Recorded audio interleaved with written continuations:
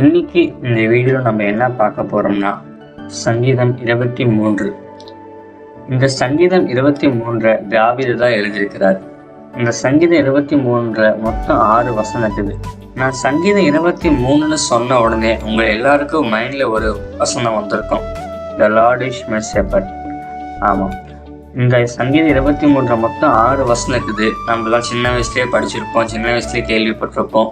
ஒரு சில இந்த கிறிஸ்துவ அல்லாத மக்கள் ஒருவேளை தெரியாமல் இருந்தீங்கன்னா இந்த சங்கீதம் 23 மொத்தம் 6 வசனத்தையும் இப்போ நம்ம உடனே குயிக்காக என்னன்னு பார்த்துருவோம், அதனோட அர்த்தங்களும் என்னன்னு பார்த்துடலாம்.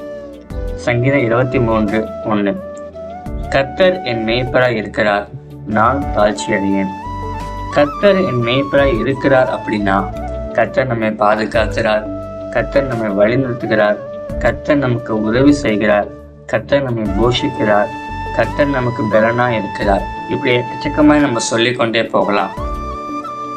உதாரணத்துக்கு, ஒரு ஆடுகள் மேய்க்கிறவன் எப்படி காலையில் ஆடுகளை மந்தையிலிருந்து எடுத்துக்கொண்டு வந்து புல்லுள்ள இடங்களில் மேய்க்க வைத்து அதை புல்லை சரியாக மேய்க்கிறதா, அதை எங்கும் வழி தப்பி போகிறதா, அது எப்படி இருக்கிறது, தண்ணீர் சரியாக குடிக்கிறதா என்று எல்லாவற்றையும் கண்காணித்து கொண்டிருப்பான்.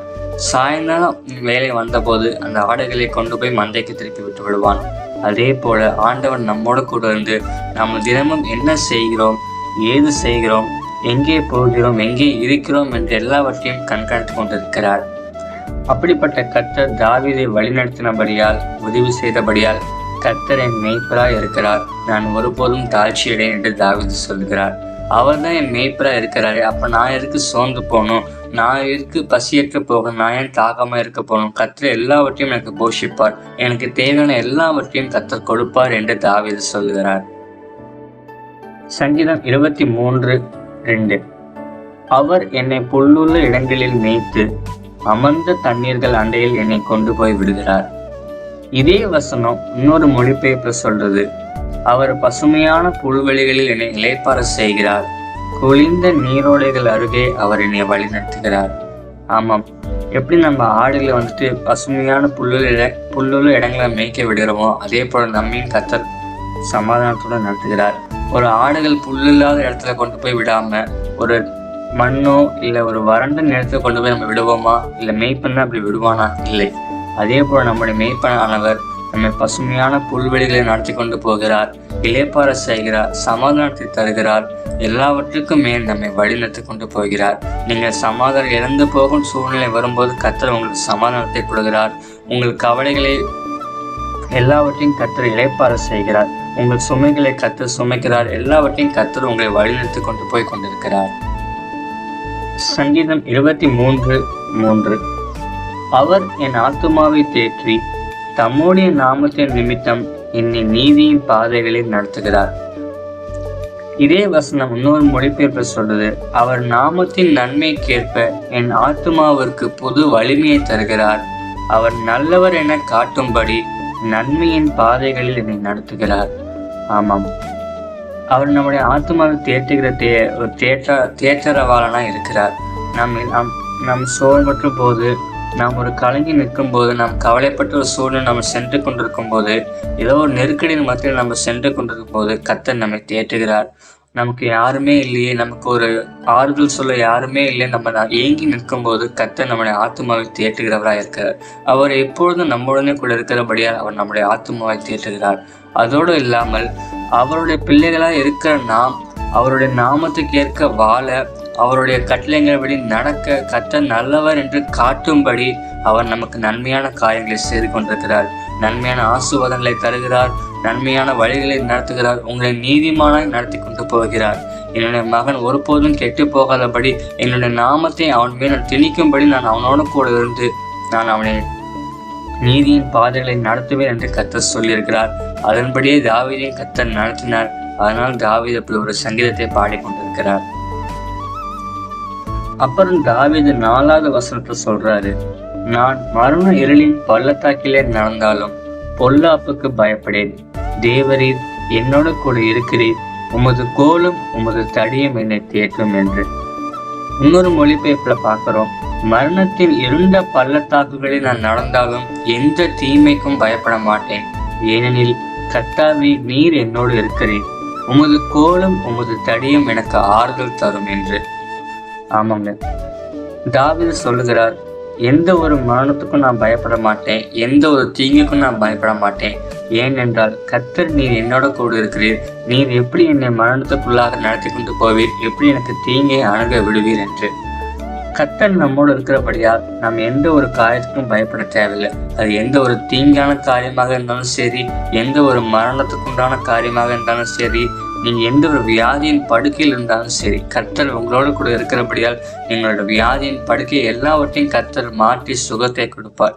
ஐயோ, எனக்கு வியாதி வந்துச்சு, நான் அவ்வளவுதான், இன்னும் எத்தனை நாள் இருக்க போறேன்னு எனக்கே தெரியலையே, டாக்டர் நாள் குறிச்சிட்டாங்களே சொல்லி நீங்க கலங்கி கொண்டே இருப்பதனால பிசாசு உங்கள் மேல ஒரு நான் நினைக்கிறபடி அவன் கலங்குறான் அப்படி சொல்லி பிசாசு இன்னும் உங்களுக்கு எல்லாவற்றையும் உங்க மேல திணிப்பான். அதனால நீங்க எதையும் குறிக்கும் பயப்படாதீங்க. எந்த ஒரு மரண இருளின் பள்ளத்தாக்கிலே நடந்தாலும், எந்த ஒரு தீங்கை நீங்க அனுபவித்தாலும் எதுக்கும் நீங்க பயப்படாதீங்க. கர்த்தர் என்னோட கூட இருக்கிறபடியால் அந்த தீங்கு எனக்கு வரும், ஆனா என்னோட நெருங்கி எனக்கு முன்பாக நிற்குமே தவிர என் மீது வராது என்று நீங்க ஒரு விசுவாசத்தோடு இருந்தீங்கன்னா எந்த ஒரு தீங்கும் உங்களை அணுகாது. ஏன்னா கர்த்தர் உங்களோடு கூட இருக்கிறார். கர்த்தர் நிச்சயம் உங்களை எந்த எல்லா தீங்குக்கும் உங்களை விலக்கி காப்பார்.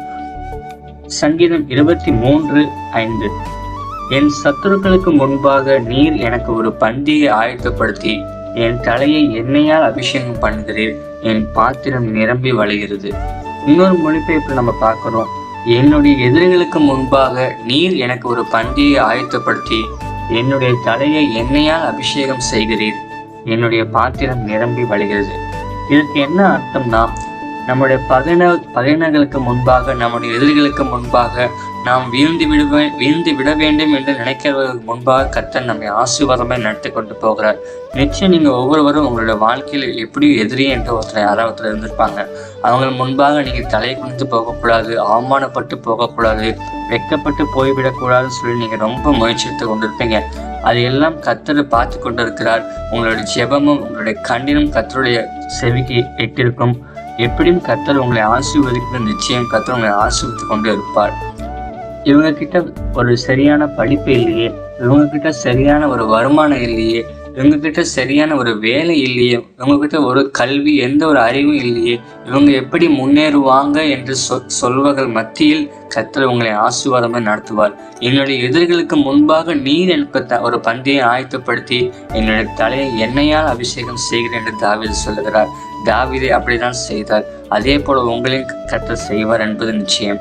கர்த்தர் நிச்சயம் உங்களை எல்லாவற்றுக்கும் மேல் ஆசீர்வதிப்பார். உங்களுடைய பகைஞர்களுக்கு முன்பாக, உங்களுடைய சத்துருக்களுக்கு முன்பாக, நீங்க விழுந்திட வேண்டும் என்று நினைக்கிறவர்களுக்கு முன்பாக கர்த்தர் நிச்சயம் உங்களை உயர்த்துவார். உங்கள் தலை உயர்வதை நீங்க பார்ப்பீங்க. என்னுடைய பாத்திரம் நிரம்பி வழிகிறது என்று வசனம் சொல்லுது. அந்த ஆசீர்வாதம் ஒரு நிரம்பத்தக்க ஒரு ஆசீர்வாதமா இருக்கும். அந்த ஆசீர்வாதம் அவங்க பார்க்குற வரைக்கும் நின்றாது. ஒரு சர்டன் டைமுக்கு மேலே அந்த ஆசீர்வாதம் நின்றாது. அந்த பாத்திரம் நிரம்பி வழியக்கூடிய ஒரு ஆசீர்வாதமாக இருக்கும். அந்த ஆசீர்வாதம் உங்கள் குடும்பத்தில் வரும். உங்கள் குடும்பத்தில் நிரம்பி வழிந்து நீங்கள் நல்ல ஒரு சொந்த வீட்டை கட்டுவதை கர்த்தர் ஆசீர்வதிப்பார்.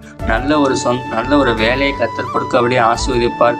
நல்ல ஒரு தொழிலை ஆசீர்வதிப்பார். நல்ல ஒரு குடும்பத்தை ஆசீர்வதிப்பார். சுகத்தை கொடுப்பார். எல்லாவற்றையும் கர்த்தர் ஆசீர்வதித்து கொண்டு போவார். அந்த ஆசீர்வாதம் அப்படியே உங்களோட நின்றுமா? நிச்சயம் இல்லை. சங்கீதம் 23:6 சொல்லுகிறது, என் ஜீவனுள்ள நாளெல்லாம் நன்மையும் கிருபையும் என்னை தொடர்ந்து வரும். நான் கர்த்தருடைய வீட்டிலே நீடித்த நாட்களை நிலைத்திருப்பேன்.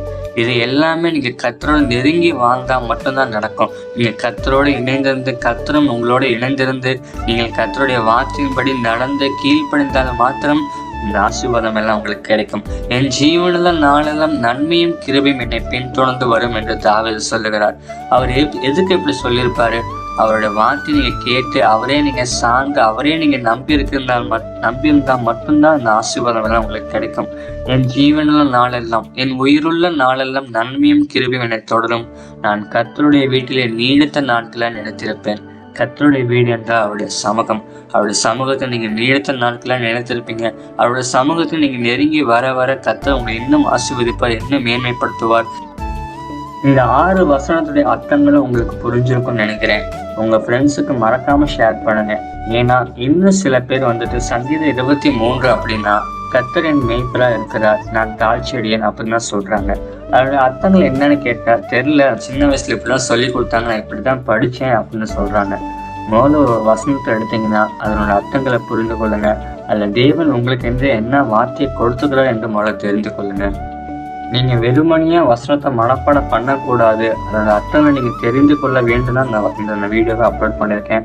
மறக்காம உங்க ஃப்ரெண்ட்ஸுக்கு ஷேர் பண்ணுங்க. கர்த்தர் உங்களை ஆசீர்வதிப்பாராக.